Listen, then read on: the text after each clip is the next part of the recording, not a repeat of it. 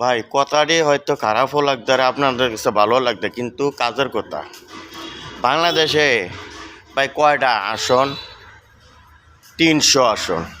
300 আসনের ভিতরে বাংলাদেশে 3 কোটি নেতাকর্মী আছে বিএনপির। তো নেতাকর্মী থাকলে বাংলাদেশের কোনো মান সম্মান আছে? এখন বর্তমানে নাই। কি আরে দেশ যাবাটা স্বাধীন করছে, হ্যাঁ, হেবাডারে পাড়াইয়া, হ্যাঁ, অত করে বাংলাদেশের নাম কাম যা তো সব শেষ করে লাইছে। জিয়া রহমানের ছবি কেউ তো প্রতিবাদ করলেন না।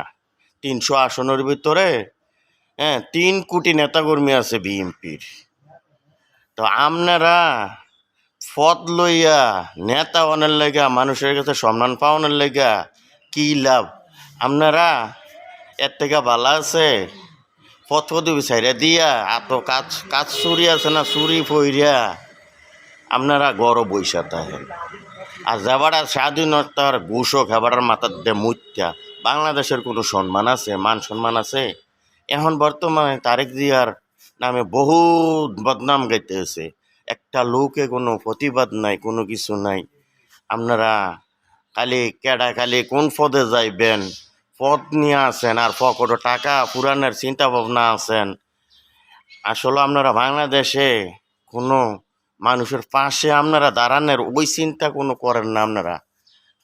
আপনারা খালি শুধু নামের জন্য পদপদবি লইয়া পোস্টার দিয়া মানুষের যাতে চিনুনের লাগিয়া খালি আপনারা এইগুলো করেন। আর এই পর্যন্ত আজ 17 বছরের ভিতরে আপনারা একটা কেউ এর প্রতিবাদ করলেন না।